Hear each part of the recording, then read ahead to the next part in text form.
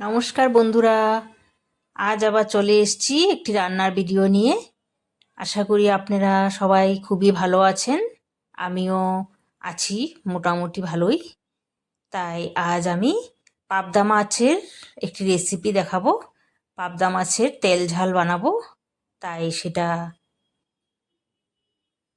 Share করছি। আমি এখানে মাছগুলোকে কেটে ধুয়ে পরিষ্কার করে ভালো করে আমি এখানে একটা ট্রের মধ্যে মাছগুলোকে রেখেছি। আর এখানে টমেটো আর পাকা লঙ্কা নিয়েছি কয়েকটা, আর পেঁয়াজ কেটেছি, বড় একটা পেঁয়াজ কেটে টুকরো করে রেখেছি।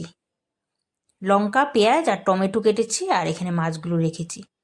এখানে দেখেন মাছগুলোকে আমি হলুদ, নুন আর অল্প কাশ্মীরি লঙ্কার গুঁড়ো মাখিয়ে কিছু সময়ের জন্য রেখে দিয়েছি। আর এখানে যে টমেটো, পাকা লঙ্কা আর পেঁয়াজটা আমি এখানে পেস্ট করে নিয়েছি।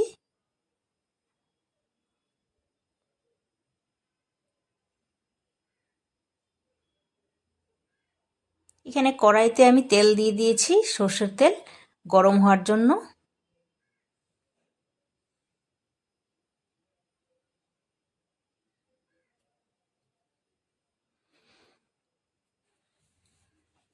তাই আমার তেল গরম হওয়ার পর আমি মাছগুলো একে একে সব দিয়ে দিলাম।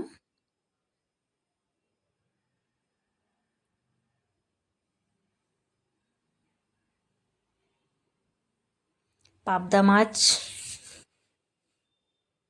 এই ধরনের কিছু মাছ আছে যেগুলো অনেক কড়াইতে তেলে দিতে দিতেই ফুটে, কিন্তু আমারটা একটুকু ছিটকা পড়েনি, কারণ আমি মাছগুলোর সাথে হলুদ, নুন আর লঙ্কার গুঁড়ো যে দিয়েছি তার সাথে আমি অল্প সামান্য পরিমাণে সর্ষের তেলও দিয়েছি, সেটা দেখাইনি। দিয়ে আমি মাখিয়ে রেখেছিলাম। এইভাবে মাছগুলোর মধ্যে অল্প তেল মাখিয়ে রাখলে মাছগুলো পরে কড়াইতে দিলে ফোটে না।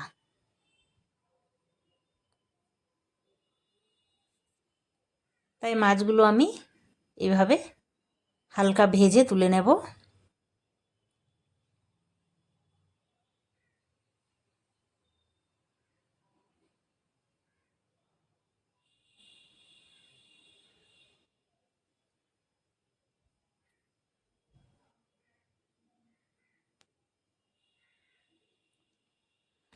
এবার মাছগুলো ভেজে তুলে নিয়েছি। তারপর কড়াইতে যে তেলটা ছিল, মাছ ভাজা তেলটা, সেই তেলের মধ্যেই আমি এখন সামান্য সাদা জিরে দিয়ে দিলাম।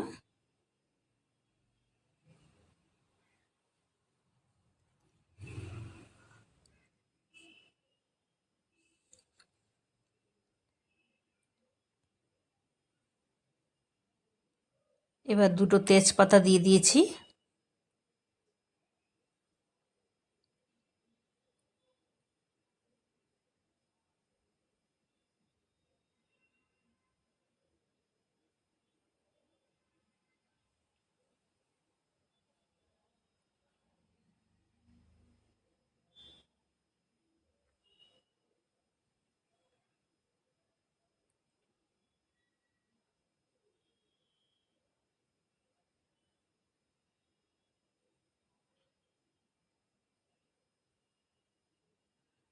এখানে পেস্ট করা মশলাটা দিয়ে দিলাম, টমেটো, লঙ্কা আর পেঁয়াজ দেওয়া মশলাটা পেস্ট করেছিলাম যে ওইটা, সেটা আমি দিয়ে দিলাম কড়াইতে।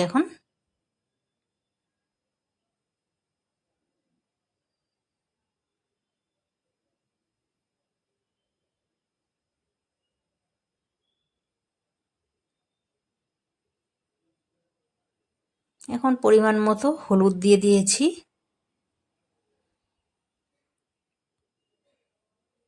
তারপর নুন দিয়ে দিলাম।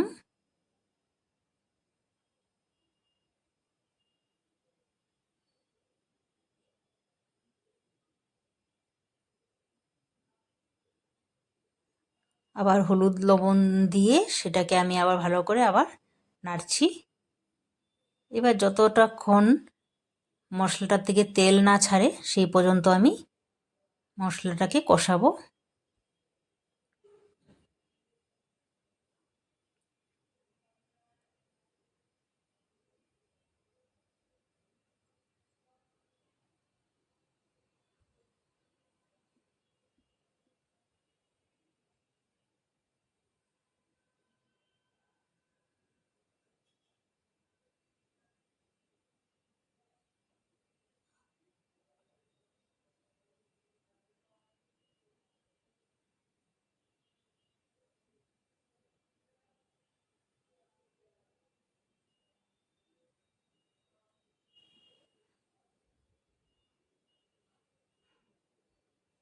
এখন আমি বাটিটার মধ্যে অল্প জিরে গুঁড়ো আর অল্প সামান্য ধনে গুঁড়ো, জিরে গুঁড়োটা দিয়েছি ছোট চামচে 1 চামচ, আর ধনে গুঁড়ো হাফ চামচের মতো দিয়েছি, দিয়ে আর অল্প সামান্য কাশ্মীরি লঙ্কার গুঁড়ো, কারণ মাছটা ভাজার সময় আমি দিয়েছিলাম, দিয়ে জল দিয়ে গুলে সেই মশলাটাও আমি এখানে এখন দিয়ে দিয়েছি।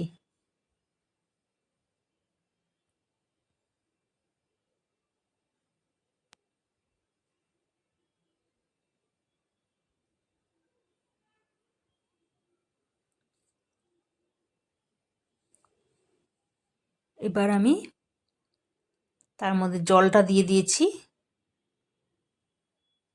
বেশি জল দিইনি, অল্প গামাখা গামাখা টাইপ হবে, তাই অল্প পরিমাণে জল দিয়ে দিয়েছি।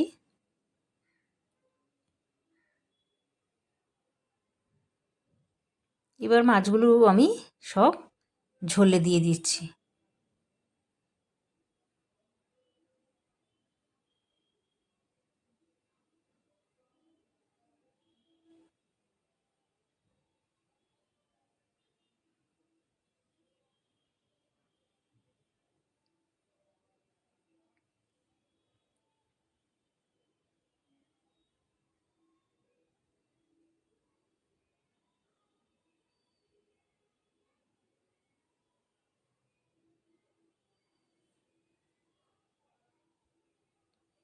তাই অল্প পরে আমার রান্নাটা হয়ে যাবে। এভাবে ঝোলটা অল্প শুকিয়ে আসলে নামিয়ে নেব। আর আমার ভিডিওটি আপনাদের কেমন লাগলো, যারা এখন পর্যন্ত আমার ভিডিওটি পুরো দেখছেন তাদেরকে অসংখ্য ধন্যবাদ।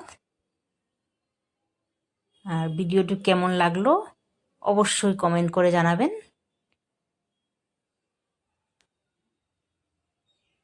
তাই মাছগুলো আমি একটা বাটিতে ঢেলে নিলাম।